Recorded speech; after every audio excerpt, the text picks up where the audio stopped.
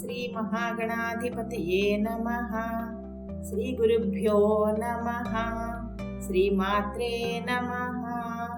శ్రీ మహాసరస్వత్యై నమః.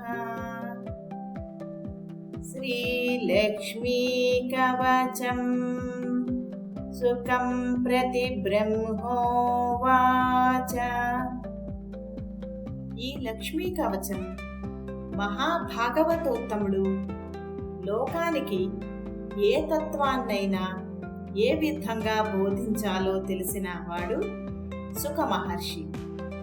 సుఖమహర్షికి సాక్షాత్తు బ్రహ్మదేవుడు సాక్షాత్కరించి ఈ కవచాన్ని ఉపదేశించాడు. కవచం అంటేనే రక్షించేది. ఎన్నో ఆపదలు తెల్లవారితే చీకటి పడితే ఏదో ఒక సమయంలో ఏదో ఒక విధంగా మన మీదకు వచ్చి ఆపదలు పడుతూ ఉంటాయి. వాటి నుంచి రక్షించేదే కవచం. శ్రీ మహాలక్ష్మీదేవి ఒక్కొక్క రూపంలో ఒక్కొక్క నామధేయంతో మన శరీరాంగాలను, శరీర అంతర్భాగాలను, మనసును రక్షించగలదు అని ఈ కవచం యొక్క విశేషం. ఈ కవచంలో పూర్వ భాగము, ఉత్తర భాగము, ధ్యానము, ఫలశ్రుతి కూడా ఉంటాయి. శ్రీ లక్ష్మీ కవచం. మహాలక్ష్మ్యా ప్రవక్ష్యామి కవచం సర్వకామదం సర్వపాపప్రశమనం దుష్టవ్యాధివినాశనం గ్రహపీడాప్రశమనం గ్రహారిష్టప్రభంజనం దుష్టమృత్యుప్రశమనం దుష్టదారిద్ర్యనాశనం పుత్రపౌత్రప్రజననం వివాహప్రదమిష్టదం చోరారిహం చ జపతాం అఖిలేప్సితదాయకం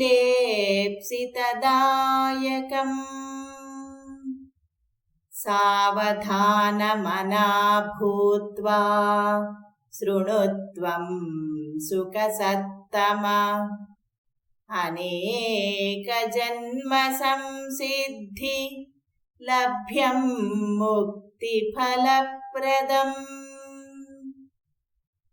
ధనధాన్యమహారాజ్య సర్వసౌభాగ్యకల్పకం సకృత్స్మరణమాత్రేణ మహాలక్ష్మీ ప్రసీదతి. అథ ధ్యానం. క్షీరాబ్ధిమధ్యే పద్మానాం కాననే మణిమంటపే తన్మధ్యే సుస్థితాం దేవీం మనీషి జనసేవితాం సుస్నాతాం పుష్పసురభి కుటిలాలకబంధనాం పూర్ణేందుబింబవదనాం అర్ధచంద్రలలాటికాం ఇందీవరేక్షణాం కామకోదండభ్రువమీశ్వరీం తిలప్రసవ సంస్పర్ధి నాసికాలంకృతాం శ్రియం కుందకుట్మలదంతాలిం బంధూకాధరపల్లవాం దర్పణాకార విమల కపోలద్వితయోజ్వలాం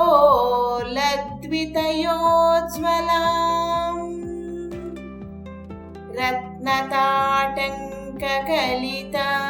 कर्णद्वितयसुन्दराम् माङ्गल्याभरणोपेताम् कम्बुकण्ठीं जगत्प्रसूम् तारहारि मनोहारि कुजकुम्भविभूषिताम् रत्नाङ्गदादिललित करपद्मचतुष्टयाम् कमले च सुपत्राढ्ये ह्यभयं दधतीं वरम् रोमराजिकलाचारु भुग्ननाभितलोदरीम्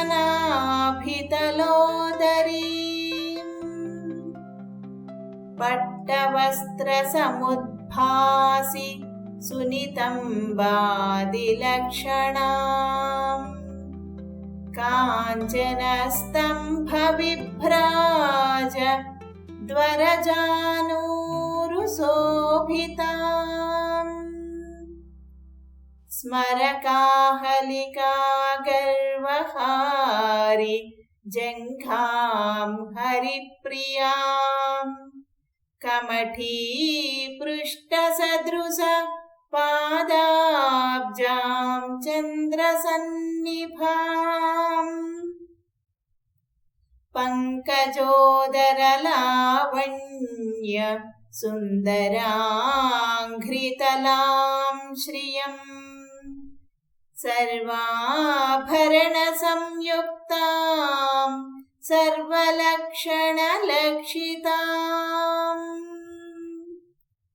पितामहमहाप्रीतां नित्यतृप्तां हरिप्रियां नित्यं कारुण्यललितां कस्तूरीलेपिताङ्गिकाम् सर्वमन्त्रमयां लक्ष्मीं श्रुतिशास्त्रस्वरूपिणीं परब्रह्ममयां देवीं पद्मनाभकुटुम्बिनीम् एवं ध्यात्वा महालक्ष्मीं पठेत्तत्कवचं परम्। अथ कवचम् महालक्ष्मी शिरः पातु ललाटं मम पङ्कजा कर्णौ रक्षेद्रमा पातु नयने नडिनालया नासिकामवतादम्बा वाचं वाग्रूपिणी मम दन्तानवतु जिह्वां श्रीरधरोष्ठं हरिप्रिया चुबुकं पातु वरदा गलं गन्धर्वसेविता वक्षः कुक्षिं करौ पायुं पृष्ठमव्याद्रमा स्वयम्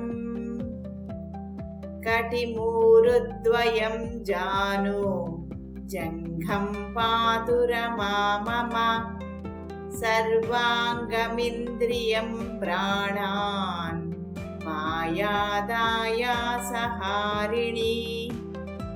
सप्तधातून् स्वयं चापि रक्तं शुक्रं मनो मम ज्ञानं बुद्धिं महोत्साहं सर्वमे पातु पङ्कजा मया कृतं च यत्किञ्चित् तत्सर्वं पातु सेन्दिरा ममायुरवतार्लक्ष्मीः भार्यां पुत्राश्च पुत्रिका मित्राणि पातु सततम् अखिलानि हरिप्रिया पातकं नाशयेर्लक्ष्मीः మమారిష్టం హరేద్రమా మమారినాశనార్థాయ మాయా మృత్యుం జయేద్బలం సర్వాభీష్టం తు మే దద్యాత్ పాతు మాం కమలాలయ. ఫలశ్రుతి యయిదం కవచం దివ్యం రమాత్మా ప్రయతః పఠేత్ సర్వసిద్ధిమవాప్నోతి సర్వరక్షాంతు శాశ్వతీం. దీర్ఘాయుష్మాన్ భవేన్నిత్యం సర్వసౌభాగ్యకల్పకం సర్వజ్ఞః సర్వదర్శీ చ సుఖదశ్చ సుఖోజ్వలః సుపుత్రో గోపతిః శ్రీమాన్ భవిష్యతి న సంశయః తద్గృహేణ భవేద్ బ్రహ్మన్ దారిద్ర్యదురితాదికం నాగ్నినా దహ్యతే గేహం న చోరాద్యైశ్చ పీడ్యతే భూత ప్రేత పిశాచాద్యాః సంత్రస్తా యాంతి దూరతః లిఖిత్వా స్థాపయేద్యత్ర తత్ర సిద్ధిర్భవేద్ ధ్రువం నాపమృత్యుమవాప్నోతి దేహాంతే ముక్తిభాగ్ భవేత్ ఆయుష్యం పౌష్టికం మేథ్యం ధ్యానం దుఃస్వప్ననాశనం ప్రజాకరం పవిత్రం చ దుర్భిక్షార్తి వినాశనం చిత్తప్రసాదజననం మహామృత్యు ప్రశాంతిదం మహారోగజ్వరహరం బ్రహ్మహత్యాదిశోధనం మహాధనప్రదం చైవ పఠితవ్యం సుఖార్థిభిః ధనార్థీ ధనమాప్నోతి వివాహార్థీ లభేద్వధూం విద్యార్థీ లభతే విద్యాం పుత్రార్థీ గుణవత్సుతం రాజ్యమాప్నోతి సత్యముక్తం మయా సుఖ ఏతద్దేవ్యాః ప్రసాదేన సుఖః కవచమాప్తవాన్ కవచానుగ్రహేణైవ సర్వాన్ కామానవాపసః. ఇతి బ్రహ్మకృత శ్రీ మహాలక్ష్మీ కవచం సంపూర్ణం.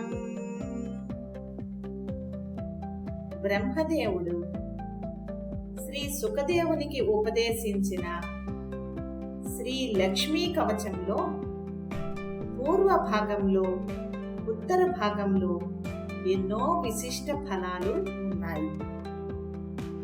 ధ్యాన శ్లోకమునకు ముందు ఉన్నది పూర్వ భాగం. అందులో మహాలక్ష్మీదేవి యొక్క అంగాంగ సౌందర్య వర్ణన చేయబడింది. ధ్యాన శ్లోకం తరువాతది ఉత్తర భాగం.